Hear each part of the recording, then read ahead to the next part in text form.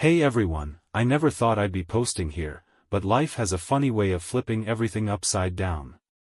I honestly don't even know where to begin, so I'll just start from the top. A little about me: I'm 34, work in IT, and I've been married to my wife, Emily, for the past 7 years. We met in a way that felt straight out of a rom-com. I was helping a friend move into a new apartment, and she was struggling to carry a box of books up the stairs.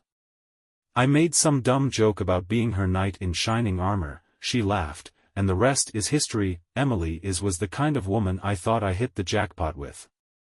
Funny, beautiful, sharp as hell.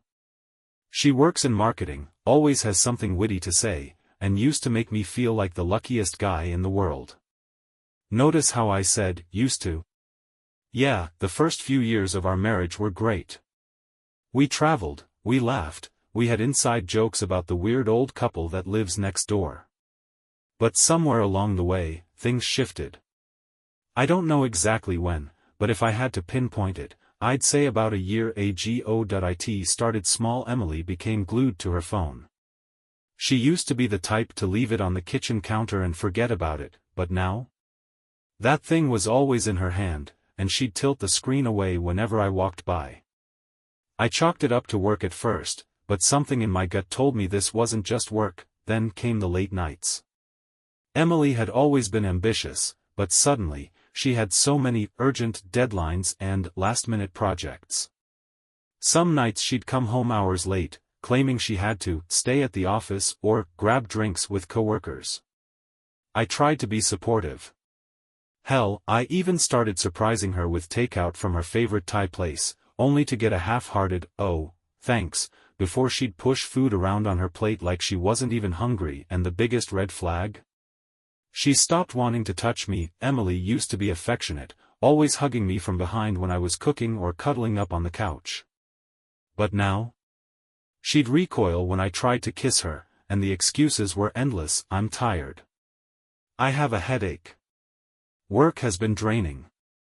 At first, I told myself I was overthinking. We'd been together for so long, maybe this was just a rough patch. Maybe she was stressed. Maybe I was just being insecure, but deep down, I think I already knew that. I just didn't want to admit it. And then, last week, I found proof that I wasn't looking for it. I wasn't snooping. It just landed in my lap, and what I saw shattered everything that I found out completely by accident. It wasn't some dramatic moment where I caught them in bed, no. It was far worse because it was subtle, drawn out, like a slow knife pressing into my skin until it finally cut deep enough for me to bleed. Last week, Emily was in the shower, and her phone lit up on the nightstand. Normally, I wouldn't have even glanced at it. I respected her privacy, trusted her, but something about the way she had been so possessive of it lately made my stomach twist. I didn't even pick it up, I just glanced at the screen. A message preview. 4 simple words that changed everything. Can't wait to see you. From a number I didn't recognize. It felt like the air had been sucked out of the room. I stood there, staring at those words, feeling my pulse pound in my ears. My mind went into overdrive. Who the hell was she so eager to see? Why did she look at her phone like it held the secrets of the universe? Why had she been acting like I was some distant relative she was forced to tolerate instead of the man she had promised forever to? I wanted to tell myself it was nothing, that maybe it was a work thing, maybe she was meeting a friend, but no. My gut knew. My gut had known for months, and now it had proof. I could hear the water running in the bathroom, the sound of Emily humming some song like everything was fine, like she wasn't destroying me piece by piece. I knew I needed more. So I did something I never thought I would do. I checked her phone. My hands were shaking as I unlocked it. I knew her passcode. Of course I did. 7 years of marriage, we had nothing to hide, or at least, I didn't. My stomach flipped when I saw the messages. I didn't need to scroll far. Her texts with this guy, his name was Daniel, were right there. Casual at first. Flirty. Then explicit. Things no married woman should ever be saying to another man. Things she hadn't said to me in years. My hands went cold. I felt like I was outside of my own body, watching myself as I scrolled through message after message, each one worse than the last. My wife. The woman I built a life with. The woman I had loved so fiercely, so completely. The woman I still loved, even in that moment, even as she crushed me under her heel. She was sneaking around with a courier. Some delivery guy who brought packages to her office. He wasn't some high-powered executive or a guy she had known forever. No, he was just some guy who made deliveries and, apparently, made my wife forget that she had a husband waiting for her at home. The messages told me everything I needed to know. The late nights? She wasn't working late. She was with him. The drinks with coworkers? Him. The sudden obsession with her phone? Because she was too busy planning when they could meet again.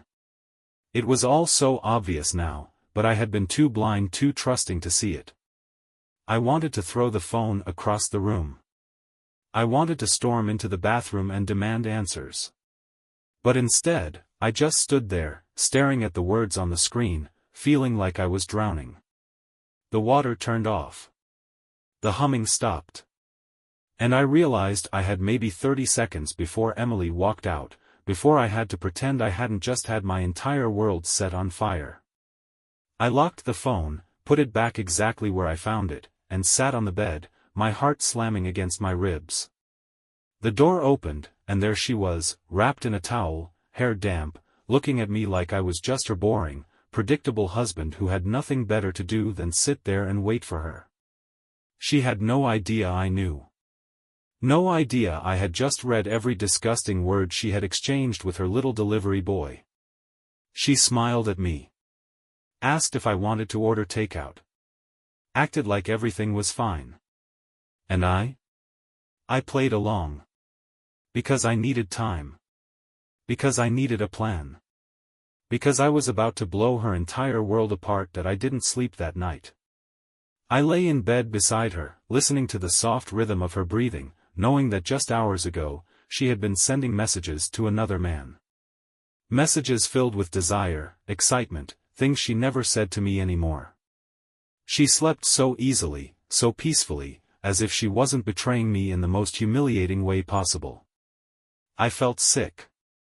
My mind kept replaying their messages, the way she had laughed when she walked out of the bathroom, completely unaware that I had seen everything. How many times had she done this?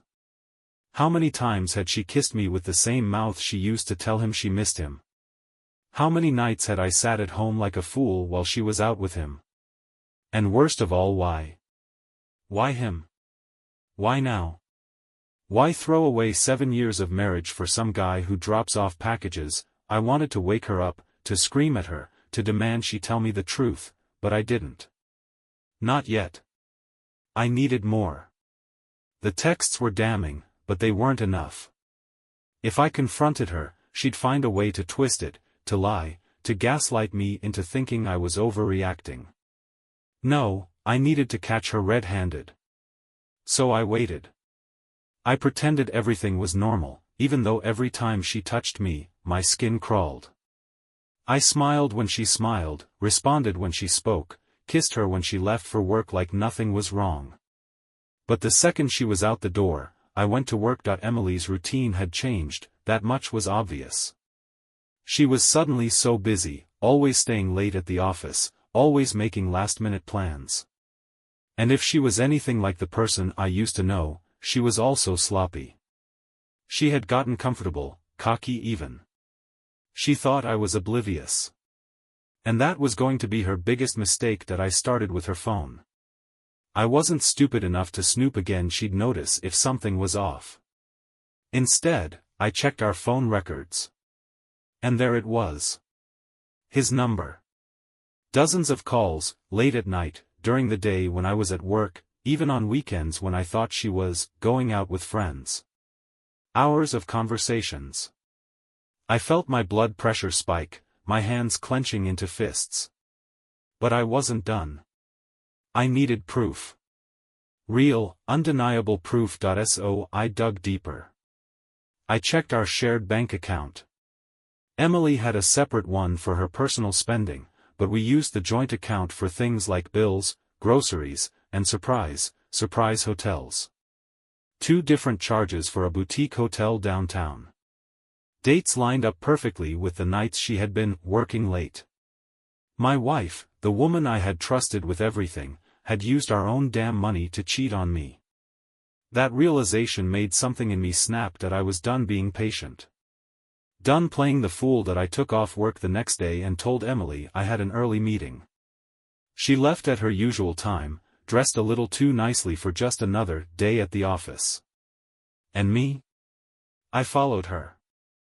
I stayed a few cars back, adrenaline making my hands shake, but I was laser-focused. I half hoped she'd actually go to work, that I was somehow wrong.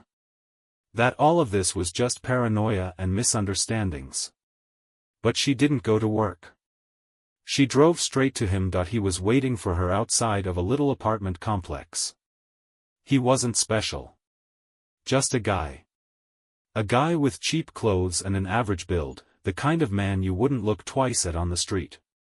And yet, my wife ran up to him, smiling like a giddy schoolgirl, throwing her arms around his neck like he was the best thing that had ever happened to her. She kissed him. Deeply. Passionately. The way she hadn't kissed me in years, and that was it. That was the moment everything inside me shattered. That I took a picture. A clear, undeniable picture of my wife making out with her delivery boy. And then I drove home, hands gripping the wheel so tightly my knuckles turned white. My heart was pounding, my mind racing. There was no coming back from this. No excuses. No, we should talk about this. No marriage counseling.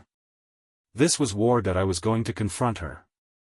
And I wasn't going to give her a single chance to lie her way out of it. That I sat in the car for a long time after I got home, staring at the picture on my phone.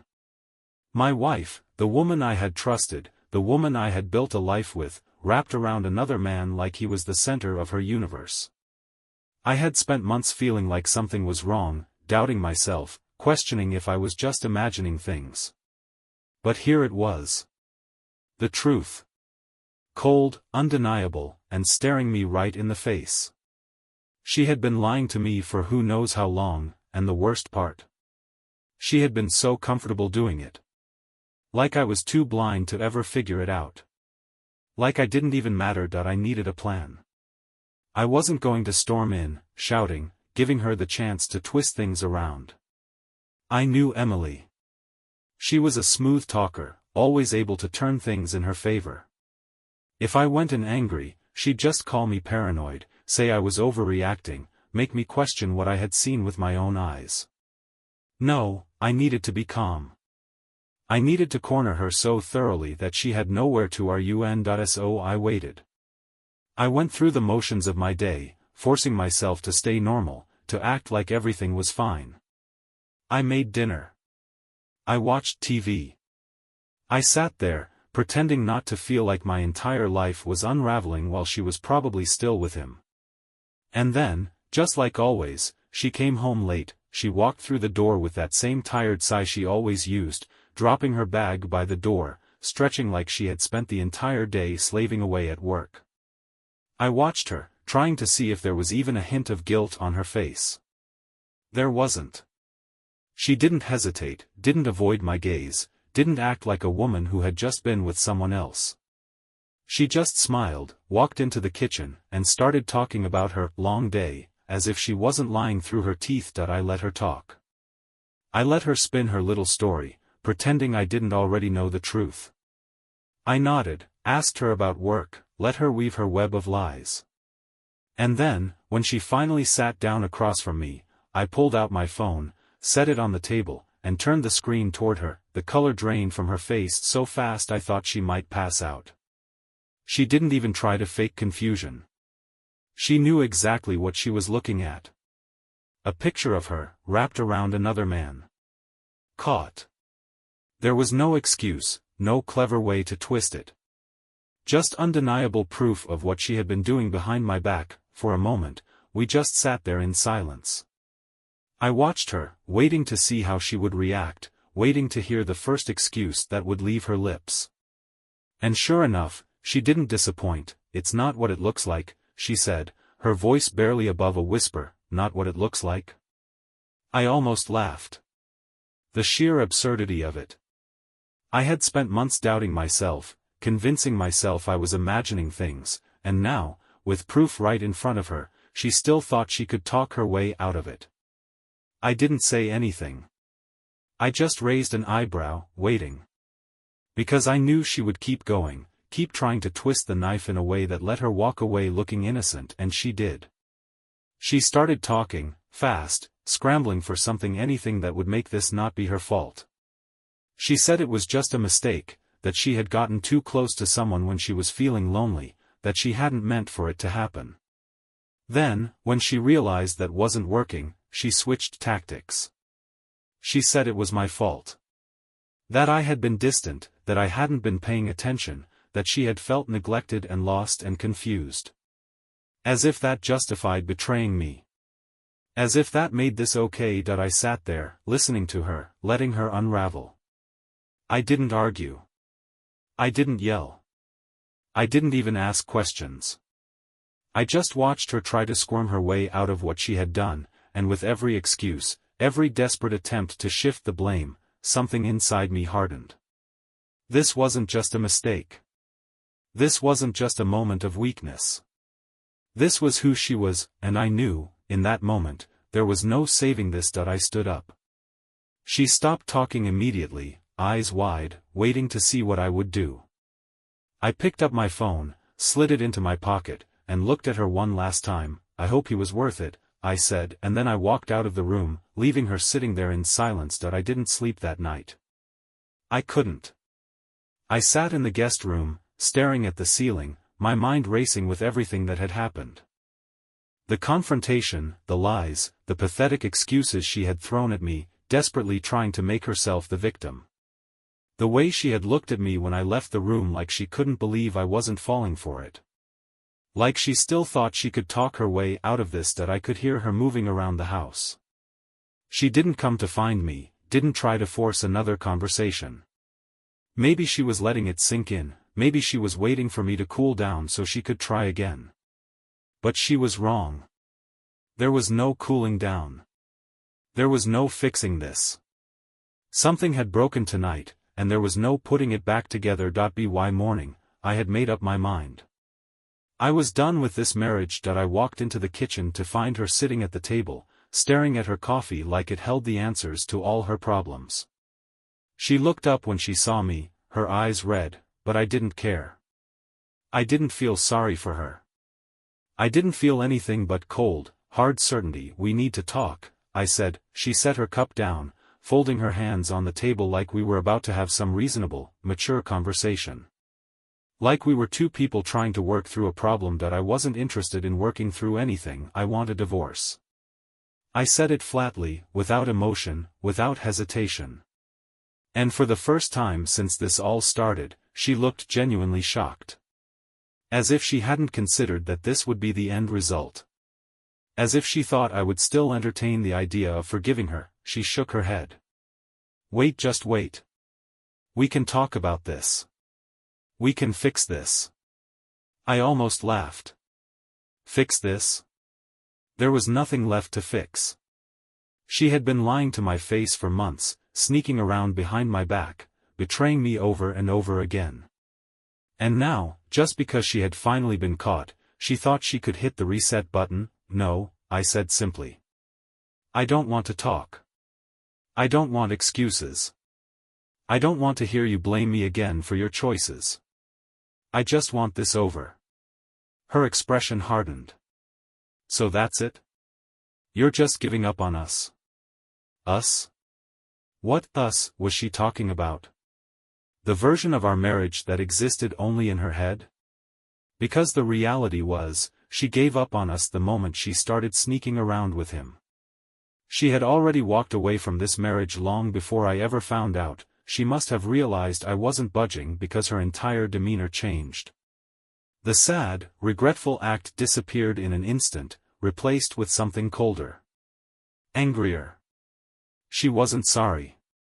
She was mad that she had lost control of the situation. So what, you're just gonna throw away 7 years over one mistake? She snapped. That I felt something inside me go still. One mistake? One? Was she really still trying to downplay this? As if this had been some single moment of weakness instead of a carefully maintained deception, stretched out over months. As if I hadn't seen the hotel receipts, the phone records, the texts. As if I didn't know she had spent countless nights in another man's arms while I sat at home, believing every word she said. I didn't even answer her. There was nothing left to say. I turned and walked away, and this time, she didn't try to stop me. She just sat there, glaring, as if I was the one ruining everything. I didn't care. I was done. I started making arrangements the same day. There was no point in dragging it out, no reason to sit around and let her try to manipulate the situation. I wasn't interested in hearing more of her lies or pretending that there was anything left between us to salvage. I had spent months doubting myself, wondering if I was being paranoid, questioning my own instincts. But now?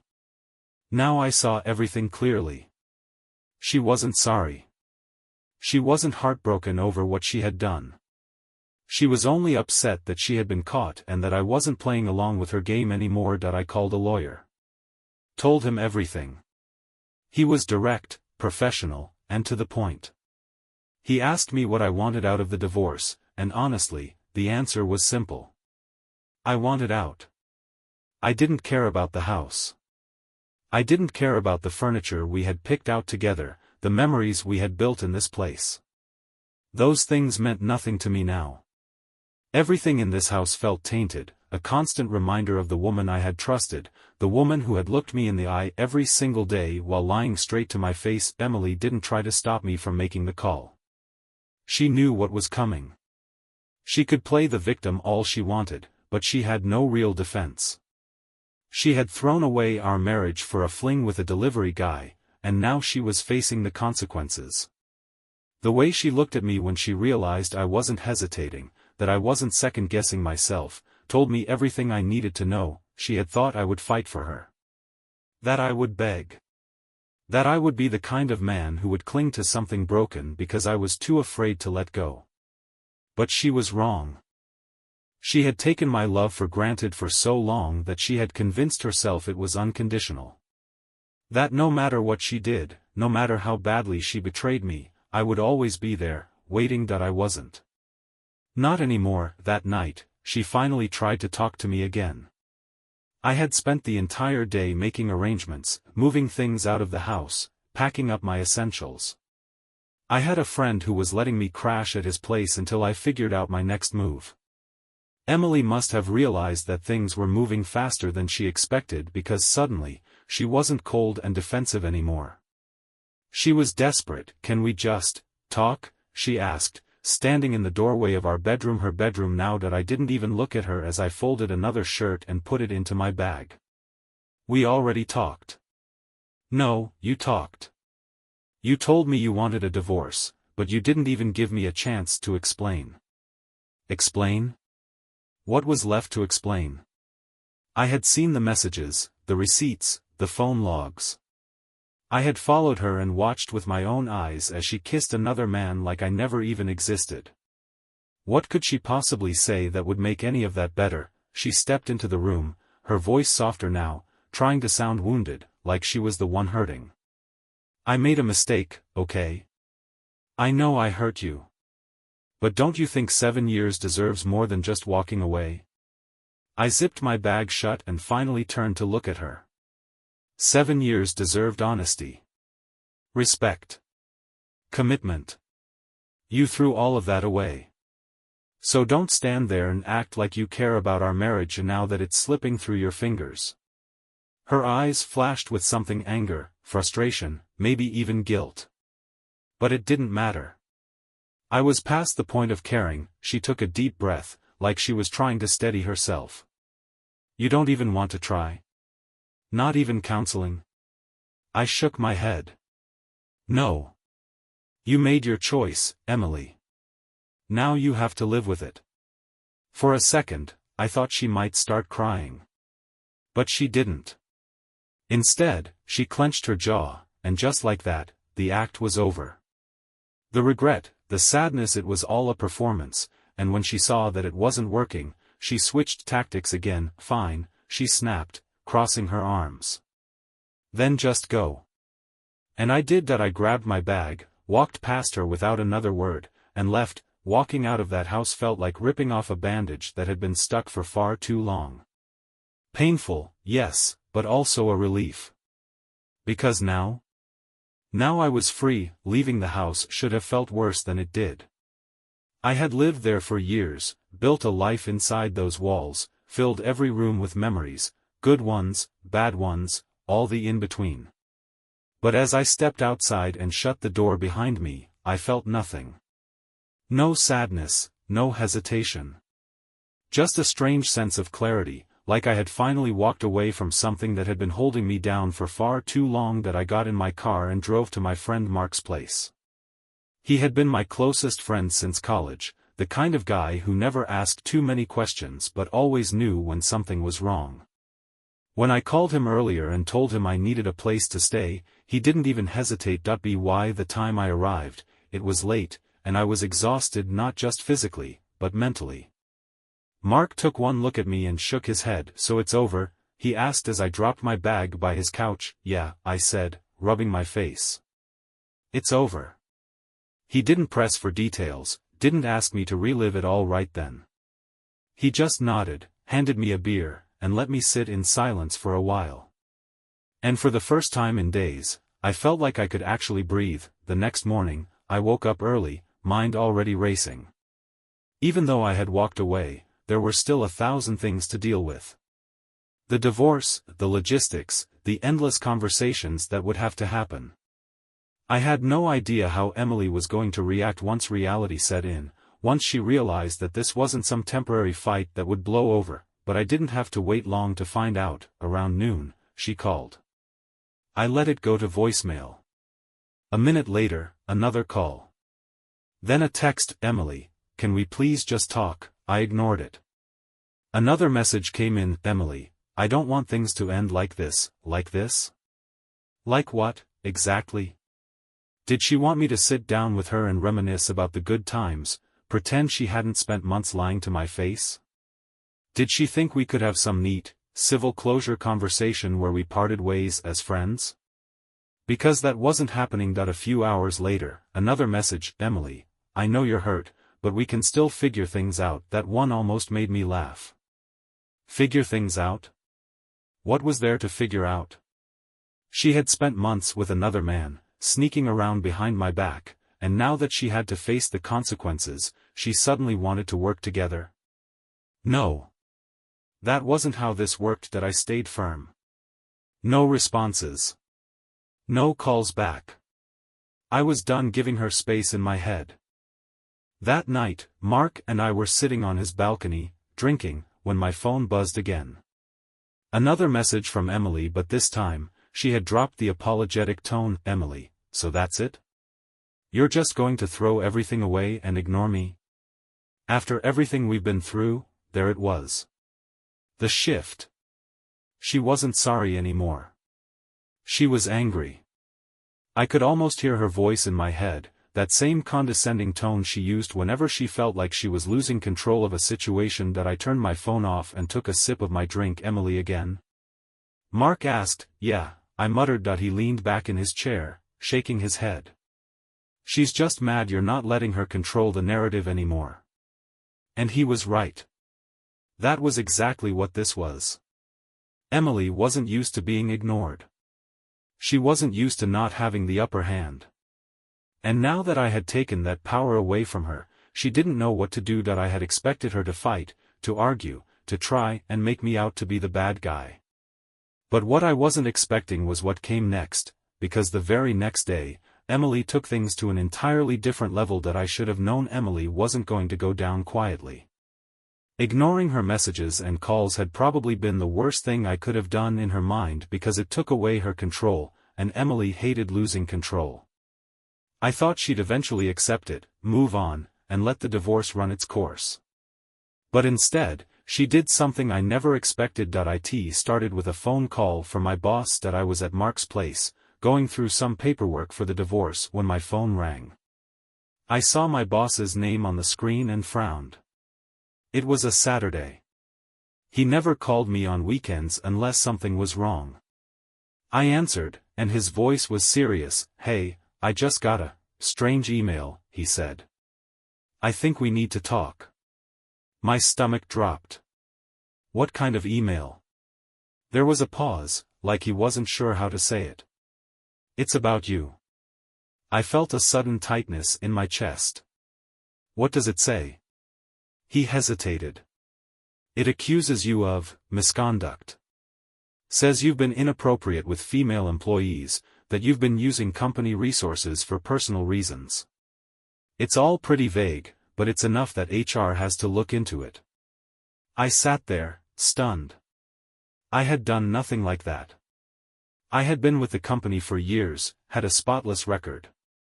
But now, suddenly, these accusations were coming out of nowhere?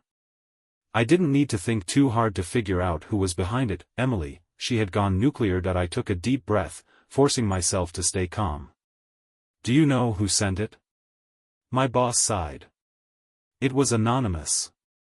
But I wanted to give you a heads up before HR drags you in for a meeting." I clenched my jaw. Of course, she hadn't signed her name to it. That wasn't her style. She wanted to cause damage without getting her hands dirty. After I hung up, I sat there for a long moment, trying to process what had just happened. Emily had lied, cheated, and betrayed me, and now, because I had refused to play her game, she was trying to ruin my career. Mark walked in and saw the look on my face. "What's wrong?" I told him everything, and he let out a low whistle. "Wow. She really went there, huh?" "Yeah," I muttered. "She did." He leaned against the counter, arms crossed. "So what are you gonna do?" I already knew the answer. I wasn't going to let her get away with this. I wasn't going to let her destroy my life just because she couldn't handle the fact that I had walked away. I picked up my phone, went to my messages, and for the first time since I left, I texted her back. "Me. I know what you did." 3 dots appeared almost instantly. Then her reply came, "Emily, what are you talking about?" Typical. She always played dumb first. Always acted innocent until she had no other choice but to admit what she had done. "Me, you sent an anonymous email to my company. You tried to ruin my career because I refused to talk to you." Another pause. Then, "Emily, I don't know what you're talking about." Lies. Lies on top of lies. She wasn't even trying to be subtle anymore. "Me, stop lying. I already know it was you. You want to play games? Fine. But now I'm done being nice." I could imagine her face as she read that. The moment she realized she had pushed too far. I didn't wait for her to respond. Instead, I made another call, this time, to my lawyer. It was time to stop playing defense. It was time to end this for good. I sat in silence after sending that last message, my hands gripping the phone so tightly that my knuckles went white. I wasn't even angry anymore. I was past that. I had reached a level of cold, detached clarity that I didn't think was possible.